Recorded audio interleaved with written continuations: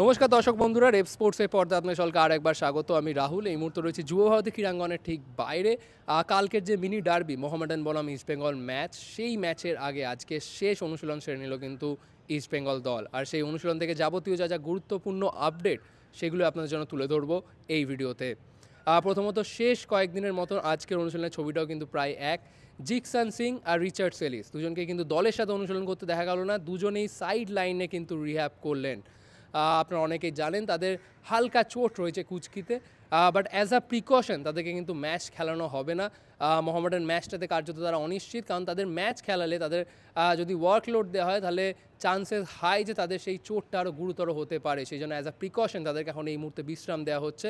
কিন্তু এটা চিন্তার বিষয়, আজকে কিন্তু সাইড লাইনে আরেকজন ফুটবলারকে দেখা গেল, তিনি হচ্ছেন মহেশ নাওরেম সিং।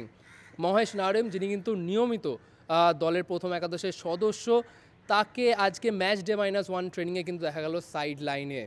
মহেশ নারেম কালকেও কিন্তু অনুশীলনে হাজির ছিলেন, কিন্তু আজকের অনুশীলনে তিনি টিম হার্ডেলে উপস্থিত ছিলেন, কিন্তু তারপরেই তাকে দলের সাথে অনুশীলন করতে দেখা গেল না। তিনি ড্রেসিং রুমে ঢুকে গেলেন টিম হার্ডেল শেষ করার পরেই। মিডিয়ার জন্য প্রথম 15 মিনিট অ্যালাউ করা হয় ভিজুয়ালস তোলার জন্য, কিন্তু সেই 15 মিনিট আর মহেশ নাওরেমকে মাঠে দেখা গেল না। তারপর দেখা গেল মহেশ নাওরেম কিন্তু ড্রেসিং রুম থেকে বেরিয়ে তিনি কিন্তু সাইড লাইনেই বসে রইলেন, বসে কিন্তু দলের প্র্যাকটিস দেখলেন। আর তিনি খালি পায়ে, তার পায়ে একটা আইস প্যাক লাগিয়ে কিন্তু বসে রইলেন। সুতরাং এখন এই মুহূর্তে চিন্তার বিষয়, মহেশ নাওরেম যিনি ইস্ট বেঙ্গলের মাঝ মাঠে এখন রেগুলার সদস্য, তাকে কিন্তু প্রত্যেকটা ম্যাচে কোচ খেলাচ্ছেন, তাকে ছাড়াই কি মোহামেডান ম্যাচে নামতে হতে পারে ইস্ট বেঙ্গলকে, সেটা এখন বড় প্রশ্ন। এই মুহূর্তে তার চোট কোথায় সেটা কিন্তু অজানা, তিনি কালকের ম্যাচে খেলবেন কি খেলবেন না সেটাও কিন্তু অজানা।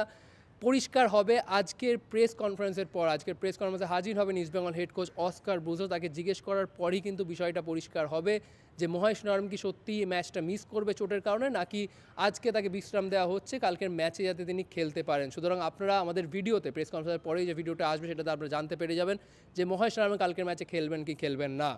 But Mahesh Naorem, Richards Celis আর জিকসান সিংকে ছাড়া কিন্তু গোটা দলই কিন্তু কালকের ম্যাচের জন্য প্রস্তুতি নিল আজকের অনুশীলনে। সুতরাং এই তিনজনকে ছাড়া কেমন হতে পারে ইস্টবেঙ্গল সম্ভাব্য একাদশ। প্রথমত হেক্টর ইয়োস্তে, তাকে কিন্তু আজকে জোর কদমে দলের সাথে অনুশীলন করতে দেখা গেল। সুতরাং একটা জিনিস পরিষ্কার যে আনোয়ার আলী আর হেক্টর ইয়োস্তেই কিন্তু খুব সম্ভবত দুজন সেন্টার ব্যাক জুটি হয়ে শুরু করতে পারে দলের সাথে, আর সাইড ব্যাক দুজন নিশু কুমার আর মোহাম্মদ রাকিব। কিন্তু মাঝ মাঠটা সৌভিক চক্রবর্তীর পাশে মহেশ নাওরেম খেলবে কি খেলবে না সেটা কিন্তু এখনও পরিষ্কার নয়। যদি মহেশ নাওরেম না খেলে তাহলে কিন্তু সল ক্রেসপোকে খেলানো ছাড়া আর কোনো কিন্তু অপশন থাকবে না অস্কার ব্রুজো। আর দুটো উইং হতে পারে ডেভিড লাল্লানসাঙ্গা আর পিভি বিষ্ণু, এই দুজনেরই খেলার সম্ভাবনা প্রবল। আর সামনের দিকে যেটা আমরা শেষ কয়েকদিনই দেখে আসছি অনুশীলনে, কিন্তু ডিমিট্রিওস ডিয়ামান্টাকোস আর রাফায়েল মেসি বাউলিকে কিন্তু একসাথে খেলানোর চেষ্টা করছে অস্কার ব্রুজো। সুতরাং কালকের ম্যাচও কিন্তু সম্ভাবনা প্রবল এই দুজন স্ট্রাইকারই কিন্তু শুরু থেকে শুরু করতে পারে। এবং আজকের অনুশীলনেও কিন্তু যেটা দেখা গেল, এই দুজন স্ট্রাইকারের শুটিং প্র্যাকটিস এবং গোল কনভার্সনে কিন্তু জোর দিলেন অস্কার ব্রুজো, কারণ আজকে নিয়মিত উইঙ্গাররা এবং দলের সাইড ব্যাকরা কিন্তু উইং থেকে কিন্তু ক্রস রাখছিলেন এই দুজন স্ট্রাইকারের জন্য, আর তাদের একটাই কাজ ছিল জালে বল জড়ানো। সুতরাং কালকের ম্যাচের জন্য আক্রমণ ভাগটা কিন্তু শক্তিশালী করে নিল অস্কার ব্রুজো। সুতরাং আজকের অনুশীলন থেকে এগুলোই ছিল গুরুত্বপূর্ণ আপডেট। যদি আপনাদের ভালো লাগে থাকে ভিডিওটা অবভিয়াসলি লাইক, শেয়ার এবং সাবস্ক্রাইব করতে আপনারা ভুলবেন না। আবার আপনার সাথে দেখা হচ্ছে পরবর্তী ভিডিওতে।